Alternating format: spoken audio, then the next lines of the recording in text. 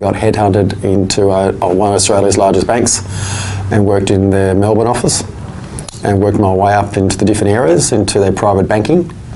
From there I moved to Queensland in 1996, and then in 2000 I left and set up my business where I am now. When I was there, they had a very large approved product list, which is the list that we could actually use to actually invest our clients' funds. They reduced that from 1,100 products down to around about 38 products. And more than half of those products were the bank's products.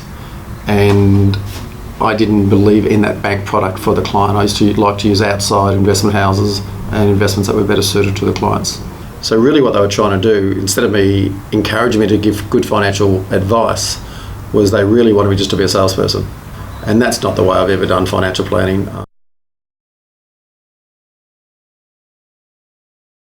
Yeah, there's a lot of clients in this office here now that have been with me for 18 years, and more than half of my client base would have been with me for well over 10 years. Well, it means that clients believe in me, which is really good, and they're happy to work with me.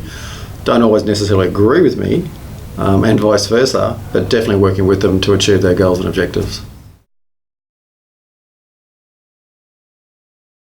The perception out there is you've got to have wealth to go to a financial planner.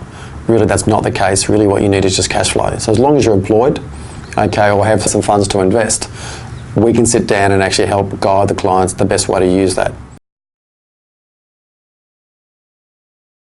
Really, the trick to actually building your wealth is actually starting young and let it compound over a period of time.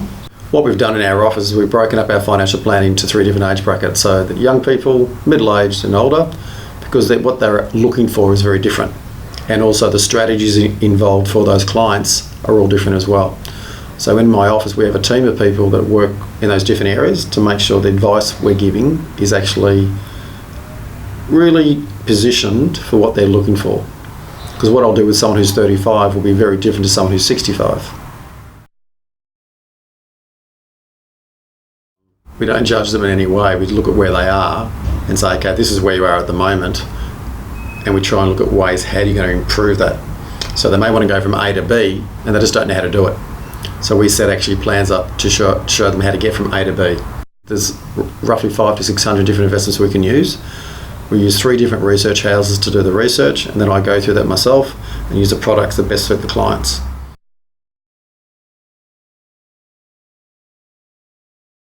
What I've actually learned over time from feedback from my clients is they want to be able to come to one location and get everything handled they possibly can. So in the office here, we deal with lending, we deal with superannuation, we deal with investments, and we deal with insurance. And we've got specialists in each field. Also, by putting all those together, we also make sure that we deal with their other professionals if they have them. So if they have accountants or lawyers that need to be in the conversation or the advice, we make sure we communicate with them as well. So it makes it a lot easier and less stressful for the client.